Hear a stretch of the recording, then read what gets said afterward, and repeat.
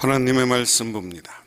하나님의 말씀은 사도행전 4장 23절에서 37절, 신약성경 192쪽입니다.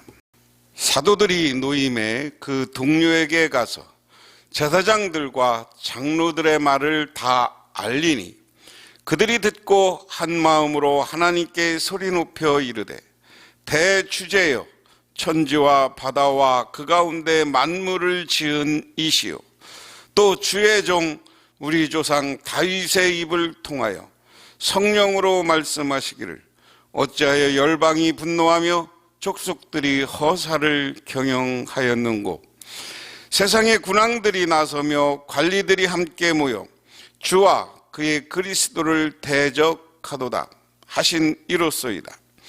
과연 헤롯과 본디오 빌라도는 이방인과 이스라엘 백성과 합세하여 하나님께서 기름 부으신 거룩한 종 예수를 거슬러 하나님의 권능과 뜻대로 이루려고 예정하신 그것을 행하려고 이 성에 모였나이다. 주여, 이제도 그들의 위협함을 굽어보시옵소서. 또 종들로 하여금 담대히 하나님의 말씀을 전하게 하여 주시오며, 손을 내밀어 병을 낫게 하시옵고, 표적과 기사가 거룩한 종 예수의 이름으로 이루어지게 하옵소서 하더라. 빌기를 다음에 모인 곳이 진동하더니 무리가 다 성령이 충만하여 담대히 하나님의 말씀을 전하니라. 믿는 무리가 한 마음과 한 뜻이 되어 모든 물건을 서로 통용하고 자기의 재물을 조금이라도 자기 것이라 하는 이가 하나도 없더라.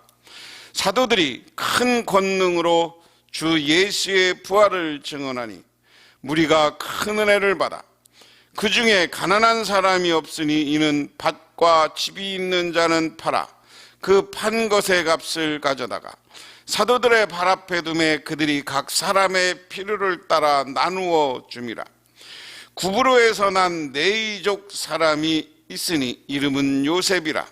사도들이 일컬어 바나바라 번역하면 위로의 아들이라 하니 그가 밭이 있음에 팔아 그 값을 가지고 사도들의 발 앞에 두니라.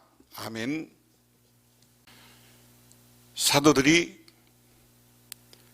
성전에 가서 병자를 고치고, 그리고 많은 사람들이 사도들의 말하는 것을 믿게 되었습니다. 그런데 문제는 이렇게 사도들이 복음을 전하니까 대제사장들과 그 당시 이스라엘의 지도자들과 그리고 관리들이 와서 그들을 협박합니다. 너희들 어디 가서 이거 한번 예수가 부활했다는 말 또 얘기만 해봐.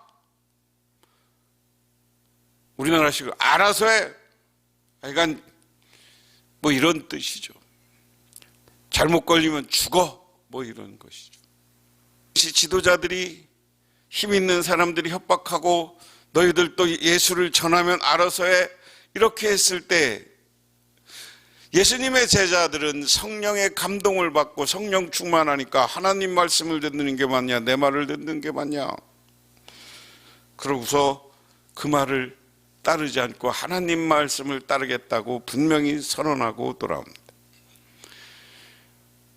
오늘 그러한 협박을 들은 제자들이 와서 그들이 들은 협박을 알렸을 때 예수를 믿은 교인들이 취하는 태도가 오늘 본문 말씀입니다. 23절에 사도들이 노임에 그 동료들에게 가서 제사장들과 장로들의 말을 다 알리니 그랬습니다. 그들의 협박, 그들이 문제됐던 것, 이런 것을 알렸어요. 그러니까 그 다음에 반응입니다. 24절에 그들이 듣고 한 마음으로 하나님께 소리 높여 이르되, 대주제여, 천지와 바다와 그 가운데 만물을 지으시니요 그랬습니다. 그들은 하늘과 땅과 바다와 그 가운데 만물을 지으신 대주제, 그 하나님, 이 말은 데스포테스라는 헬라어입니다. 대주제. 시편 2편의 현실인 상황을 아뢰입니다. 민족들, 백성들, 땅, 왕들, 관원들, 온 인류가 주와 그의 그리스도의 대적에서 일어났다는 것입니다. 오늘 위기와 어려움 속에서 하나님 앞에 소리 높여 기도하는 사람들을 기도하는데 중요한 건 하나님이 누구냐라는 거예요. 여기 대주제, 모든 것을 주관하시는 분, 창조하시고 주관하시는 분, 그러면서 천지와 바다와 그 가운데 만물을 지으시니요. 하나님은 누구냐? 온 우주의 창조주인 줄 믿으시기 바랍니다. 하나님은 이 시간도 인류의 역사를 운행해가고 이 자연 우주 만물을 인도하고 이끌어 가시는 분이 하나님이신 줄 믿으시기 바랍니다. 이 신앙이 중요한 거예요. 우리가 믿는 하나님은 그런 분이에요. 째짜하게 돌부처 아니고요, 째짜하게 나무떼기 아니고요, 어느 새를 믿는 것도 아니고요. 우리는 온 우주의 창조자이시며 오늘도 우주를 주관하시는, 주재해 가시는 그 하나님이 우리의 주인이신 걸 믿으시기 바랍니다. 위기를 만나고 기도하는데 하나님이 누구냐? 우리가 정말 신앙생활하는데 하나님이 누구냐? 이것을 분명히 하시기를 주님의 이름으로 축원합니다. 그 다음에 25절부터는 기도하는 내용이에요. 25절부터 28절까지 보면 또 주의 종 우리 조상 다윗의 입을 통하여 성령으로 말씀하시기를 어찌하여 열방이 분노하며 족속들이 허사를 경영하는고 세상의 군왕들이 나서며 관리들이 함께 모여 주와 그리스도를 대적하도다. 이 사람들이 성경을 하는데 다윗의 입을 통하여서 아까 이야기한 것처럼 시편 2편 6편 그리고 시편 2편 6절 28절 26절 이런 것들을 오늘 그 말씀을 가지고 이야기를 해요. 하나님은 누구냐? 다윗이 이미 시편에 말씀하셨다. 열방이 분노하고 허사를 경영한다. 우리를 협박하는 저 사람들 허사, 아무 쓸모없는 것을 지금 경영하고 그걸 추구해 나가는구나. 세상의 군왕들이 나서 관리들이 모여서 주와 그의 그리스도를 대적한다. 오늘 우리는 참 진리요 복의 길을 가고 계시다는 믿음을 가지시기를 바랍니다. 그런데 오늘 말씀에 중요한 건 지금 예수를 대적하고 예수를 안 믿고 정말 기적을 보고 능력을 봤음에도 불구하고 예수를 영접하지 못하는 사람들은 허사, 나중에 사라지고 말 것, 허탄한 것, 이런 것 바라보고 산다. 허탄한 권력, 허탄한 재물 이런 거 추구해보지만 그것은 우리 죽을 때 보면 하나도 갖고 갈 수 없는 겁니다. 그래서 오늘 제자들이 그건 허탄한 것이라는 거예요. 그 다음에 27절에 헤롯과 본디오와 빌라도는 이방인과 이스라엘 백성과 합세하여 하나님께서 기름 부신 거룩한 종 예수를 것으로 하나님의 권능과 뜻대로 이루려고 예정하신 분을 기성에서 보였나니.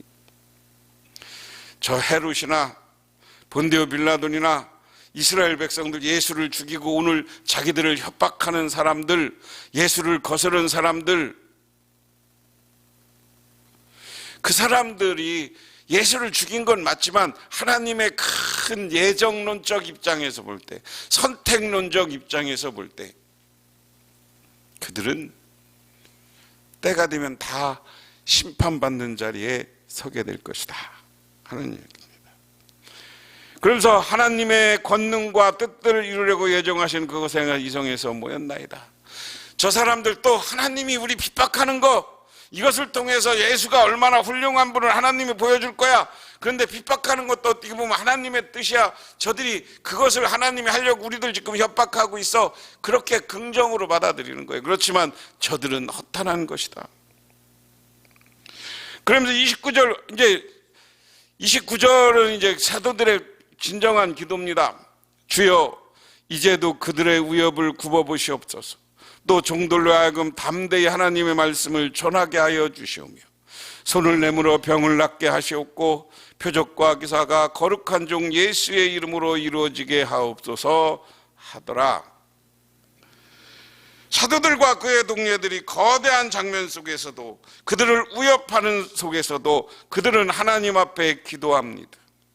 기도하는데 그 기도는 뭐예요? 하나님, 우리에게 정말 능력 줘서 어디 가서도 어떠한 위협에서도 담대히 하나님 말씀을 전하게 하십시오.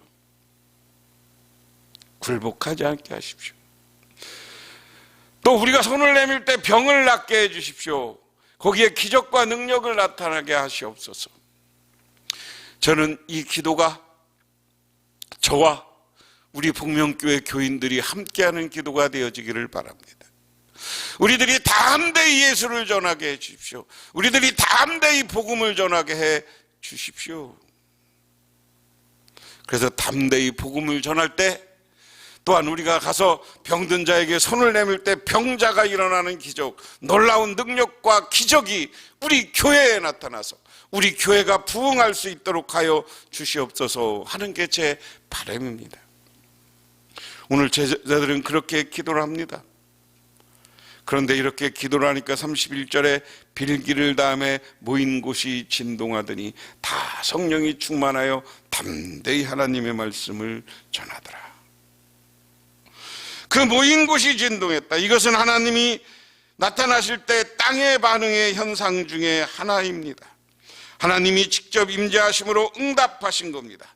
이에 사도들과 그의 동료들은 성령 충만하여서 담대히 나갔다. 쉽게 말하면 땅이 진동했다는 것은 하나님이 니들 기도를 들었다는 응답이에요. 우리가 하나님 앞에 큰 능력자가 되시기를 바랍니다.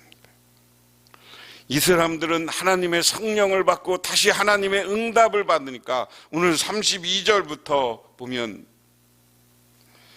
어떻게 교인들이 생활했느냐. 믿어 무리가 한마음 한뜻이여 모든 물건을 통용하고 자기 재물을 조금이라도 자기 것이라 하는 이가 하나도 없더라. 사도들이 큰 권능으로 주 예수의 부활을 증언하니 무리가 큰 은혜를 받았더라. 자, 은혜 받으니까 교인들이 먼저 새로워지는 거예요. 교인들이 새로워지니까 그 다음에 나가서 담대히 해서 교인이 어떻게 새로워졌어요? 자기의 물건을 서로 통용했다. 자기 물건을 물고 내 것이라고 하는 게 없다. 다 우리도 그게 중요한 거예요. 하나님이 주신 물건, 이건 내 것이다라고 하는 순간 우리는 타락하는 거예요. 하지만 이것이 하나님이 주신 것, 내 물건, 물질 잘 쓰다가 하나님 앞에 영광 돌리고 세상 마치는 날 하나님께 돌려드리고 가면 되는 거예요. 그리고 사도들은 서로 통용하고 나가서 부활을 전했어요. 34절 그들 중에 가난한 사람이 없으니 이는 밥과 집이 있는 자들이 팔아 판 것을 가져다가 사도들의 발 앞에 두며 그들이 각 사람의 필요를 따라 나누어줍니다. 은혜 받으니까 자기 재산을 다 팔아갖고 왔어요. 근데 그것을 또 교인들에게 나눠주니까 교인들 중에 가난하게 사는 사람이 없어졌더라. 우리 교인들은 끊임없이 서로 통용하고 나누고 내 것을 가난한 사람들에게 베풀고 하는 것을 우리의 교인들의 목표로 삼아야 돼. 이것을 다른 말로 얘기하면 우리가 덕을 세운다는 표현을 많이 해요. 우리가 예수 믿으면 돈을 가지고 덕을 세우든지 내 인격을 가지고 덕을 세우든지 내 믿음을 가지고 덕을 세워야 돼. 그래서 세상 사람들이 우리를 보고 아, 예수 믿는 것이 좋다 이렇게. 그런데 오늘날 많은 기독교인들이, 많은 목사님들이 덕을 세우기는커녕 세상 사람에 나가서 손가락질 받고 있으면 교회가 되겠어요? 그러니까 우리나라 교회가 지금 교인 수가 뚝뚝뚝 떨어지는 거예요. 하나님 앞에 바로 서야 될 때, 우리가 정말 베풀고 나누고 덕을 세울 때 우리 교회가 하나님이 새롭게 역사하고 부흥하게 해 주시는 줄 믿으시기 바랍니다. 그 다음에 구브로에 산 내우식의 요셉 바나바라는 사람이 자기 걸 다 팔아서 가지고 온 이야기를 합니다. 결론적으로 얘기하면 뭡니까? 이 큰 사도 바울이 나왔던 교회는 큰 권능이 있는 교회였어요. 이 권능이 있는데 무슨 큰 핍박이 있었어요. 이 핍박이 있으니까 어떻게 했어요? 교인들이 기도했습니다. 교인들이 기도하니까 하나님의 말씀을 믿고 전능하신 하나님, 대주제이신 하나님을 믿고 전적인 신뢰 속에서 기도하니까 성령 충만함을 입었어요. 성령 충만함을 입으니까 그 다음에 뭐예요? 전도하는 교회가 됐어요. 전도하는 교회. 예수의 부활과 예수의 승천을 담대히 전했다고 그랬어요.